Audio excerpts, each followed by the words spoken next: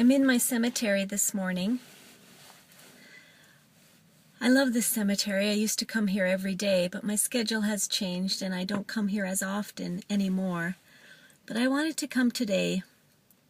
Jesus and I have a lot of history in the cemetery. We have a future here too. Actually, this is where I'll be resurrected someday if Jesus doesn't come back in my lifetime. Anyway, I love cemeteries. And so I'm going to talk a little bit about my first year of marriage. Yeah, I know. And we lived in Rosebud for the first year that we were married. We bought a tiny little house that was so cute. And my parents came and helped us paint the inside. And it was a perfect little newlywed cottage. And then after a year, we moved to Calgary. But that first year of marriage was really hard for me. And I hate that the ladies at my wedding shower were right. I hate that. I was so sure that that wasn't going to be Rob and I. I hate that they were right. Anyway, as I mentioned last time, I had a twinge of panic even on our honeymoon. And I won't get into details because it's not appropriate and it doesn't really matter. And but the first year of marriage was hard for me because I began to feel almost instantly a distance and a disconnect in my relationship with Rob. And I just didn't experience the emotional intimacy that I expected or that I had been craving all of my life. And Rob has given me permission to share this as part of my testimony, so I just want you to know that. Yeah, I began to feel more and more distant from Rob and more disillusioned with marriage. And I found myself flirting with someone that we knew. And one thing led to another, as it does. And over time, my heart just detached from Rob and began to attach itself to this other person. And you can guess what happened. I was unfaithful to Rob. Never in a million years would I have thought that I would do that, but when it happened, it seemed like the most natural thing in the world, the easiest thing in the world. I just followed my heart. And I should say, too, that that first year of marriage, my faith became distant as well.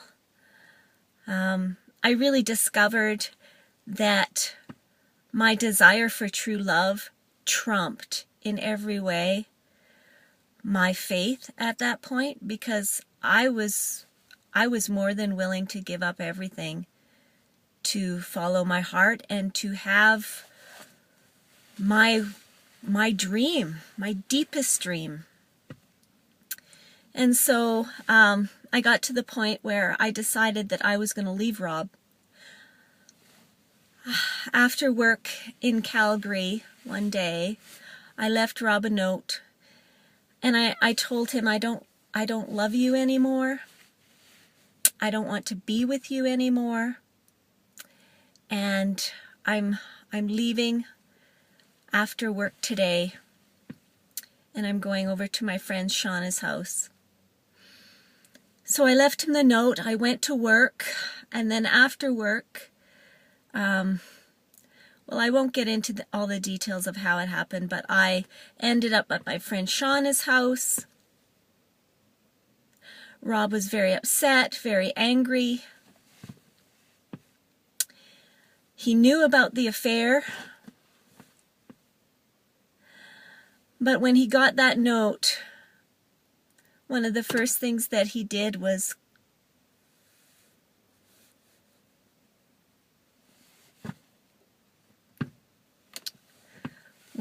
call my parents and ask them to pray.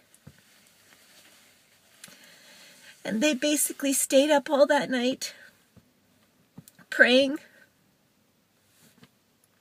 I didn't find that out till later.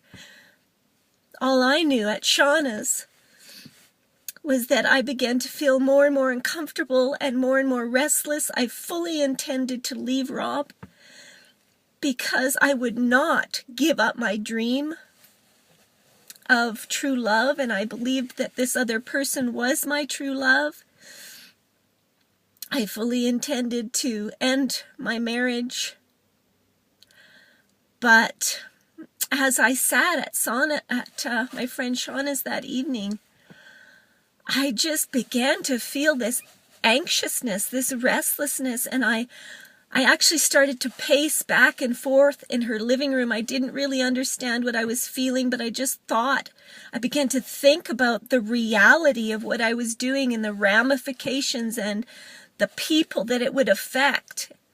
And it got so bad. It got to the point that I began to think to myself, I don't think I can go through with this. I don't think I can do this. And eventually, even though nothing had changed in my heart except this feeling of uncomfortable restlessness, I picked up the phone and I phoned Rob.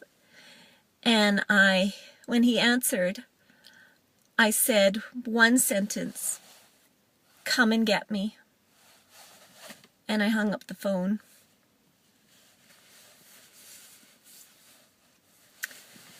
And the miracle is that Rob came and got me. And we drove home that night. And Rob was promising me that things would be different, but I wasn't really even listening. I was just looking out my window, and something inside of me died on that car ride home. Because I just felt that God had stood in my way and was saying, "No, Cherie, I won't let you leave this marriage." And I knew what that meant. I knew that I'd never be able to find my true love, and the dream that I had treasured in my heart since I was a very young girl died on the car ride home that evening, and I had no hope left for ever being happy. This video is too long, but I'm not doing it again. So next time I'll talk more about what happened after that.